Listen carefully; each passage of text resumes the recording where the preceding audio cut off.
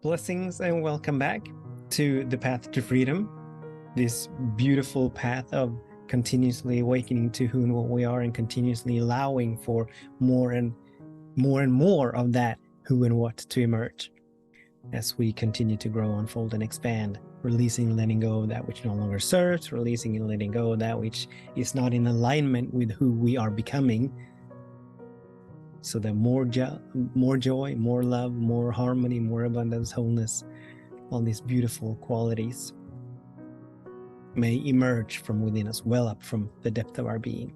My name is Daniel Roquillo, and I'm always very grateful to be sharing this space with you. I'm always very grateful for you choosing to tune into this space, that we get to co-create this space, that we get to make a mighty difference on the planet as we become increasingly beneficial presences on this planet. So a while ago, I shared a beautiful practice, the beautiful practice of self-loving, of having a healing or loving conversation with self.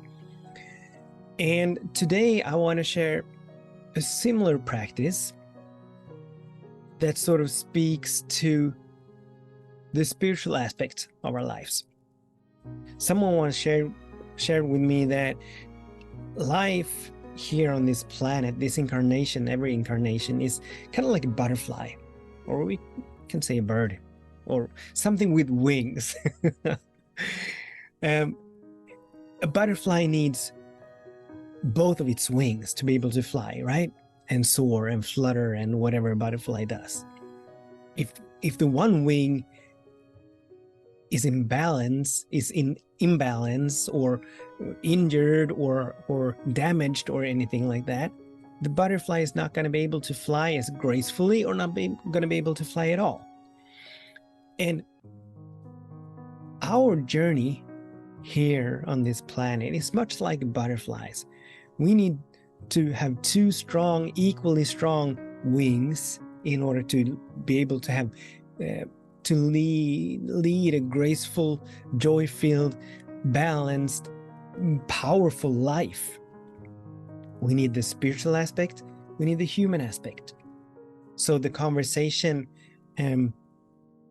the loving conversation with ourselves, that sort of caters to the human aspect, where we get to heal old wounds and traumas by lovingly speaking into them, by lovingly having a conversation to that wounded self, to that hurt self, to that traumatized self. Today, we're building the spiritual muscles, having a similar conversation, only not to ourselves, but to God, or spirit, or divine matrix, or unified field, or love, or harmony, or infinite intelligence, or whatever name our higher power, or whatever name we choose, we resonate with, feel comfortable with. So how it goes is that, and how I use it, and I've leaned into it quite a lot recently, as I've found myself, as I became aware that I've sort of drifted away from my conscious realization of God, from my conscious communion with God, from my conscious being at one with God. I've drifted away from it, and so I needed to find a way to get back, to find my way back to knowing that God and I are one, to knowing that God is the only thing that is happening here and now, and thus, as God is good, all is well, something wonderful is always happening, and everything is working for the highest good. I had drifted away from that. And so, as a beautiful demonstration of the divine grace, and how whatever we need when we need it is always flowing into our experience if we're open and available for it and to it. When I needed it the most, this conversation, I'm not going to say that it was given to me. I was having a conversation, and in that conversation with an individual, an actual individual, and in that conversation, yeah, I just caught that I can have a similar conversation with God. So how this goes and how I do it is that whenever I find myself having a moment in between, and if you've tuned in before, a moment in between is a moment where we're perhaps not consciously engaging in something that requires our full attention. So a moment in between can be driving, it can be out walking, it can be vacuuming or cleaning, it can be standing in the shower or getting in the bathtub or cooking or getting a haircut or sitting in a waiting room. You know, all these moments that we have throughout our days where it doesn't really matter when our minds usually just wander. So instead of letting our minds wander, we can use these moments as moments where we get to practice, as moments where we get to build our spiritual muscles, as moments where we get to build our presence muscles. If you want to know more about the moments in between, I invite you to find the track that is called Using the Moments in Between or something like that.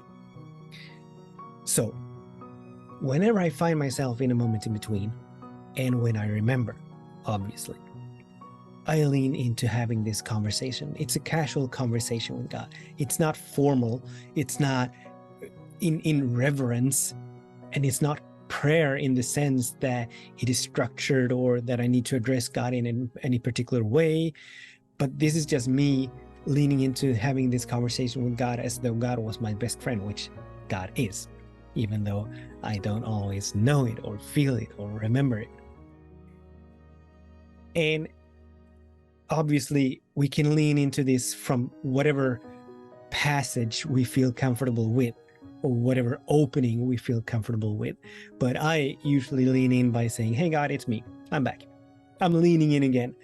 And then I just start to have a conversation with God. And it can be anything from me sharing with God. Like the other day, I was feeling kind of stressed. There was something that I thought I needed to do in order to move forward, but I couldn't find the time or the space or the inspiration even to do it. So I moved into this conversation and I basically said, hey God, it's me. So I'm moving through this experience. I'm experiencing stress over this and that, this and this and that. Please help me. Please help me navigate through this. Please help me, give him the strength or give me the clarity or whatever the case may be. So this is, I know that prayer is not a begging or beseeching, but having this conversation, it is perfectly all right for us to ask for help. So that's pretty much what I did the other day. I asked God for clarity. I asked God for strength to navigate through. And then I go on by, just sharing what I'm going through, what I'm moving through. I lean into affirmations, so I can go. So God, I just want myself to know that all is well. I just want myself to know that something wonderful is happening. I just want myself to know that the only thing that is ever happening here is you. So I'm addressing not God as out there. Well, actually, I am addressing God as out there, and I am addressing God as you. So it's not a hierarchical structure. It's not a it or him, but it's you. So we're close. I'm establishing and I'm cultivating an intimate relationship with God. Obviously, God is not ever out there, but God is fully present in every space and place. There's only absolute oneness in God, meaning that there's nothing that is outside of God. God is not ever absent in any space or place, but wherever we turn our attention, wherever we look, whatever we hear, wherever we go, God is. God is. Another word for God can be energy, right? So energy is all that there is. It cannot be destroyed. It cannot be created. It just transmutes. taking on different shapes and forms, right? And in having these conversations, I get to release, like I did the other day, I get to release stress. I get to release, if I'm in a fearful experience, I get to release that. If I'm in an experience where I think it's up to me to make anything happen, I get to release that. I get to hand it all over to God. And it doesn't have to be, it can be, it was quite a while now, but I think it was last week or something. I was in my car for about 30 minutes. And most of that time I was having this conversation with God.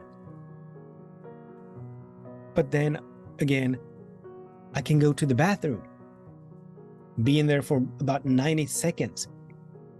Not that I'm clocking it, but just about, you know what I mean. So, and just lean into that. And oftentimes it's not really conversation. It's just me bringing myself back to knowing that I and God are one, that God is right here. So just by saying, hey, God, it's me, I'm just leaning in. I'm just leaning in to establish my trust, or to expand my surrender. And that's it, you know? So it doesn't have to be a prolonged process,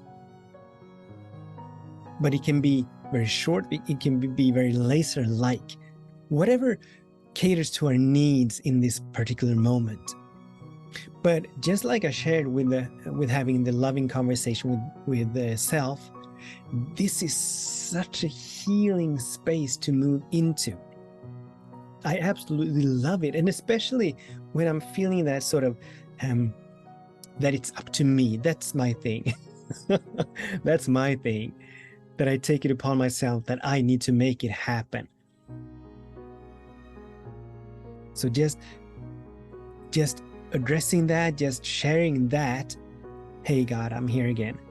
I'm being caught up by the notion, by the story that it's up to me to make it happen. So I'm just leaning in to trust and to surrender to you, because I know that you are my only source and supply. I know that you are responsible for all manifestation. So just leaning in. And the other day I was actually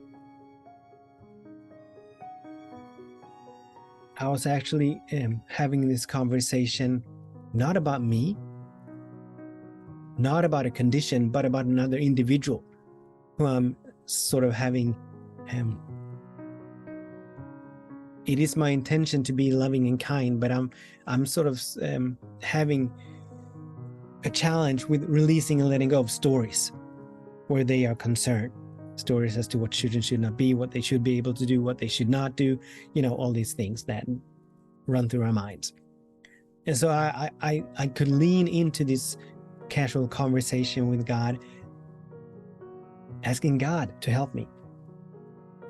Help God. I cannot release my stories around this individual.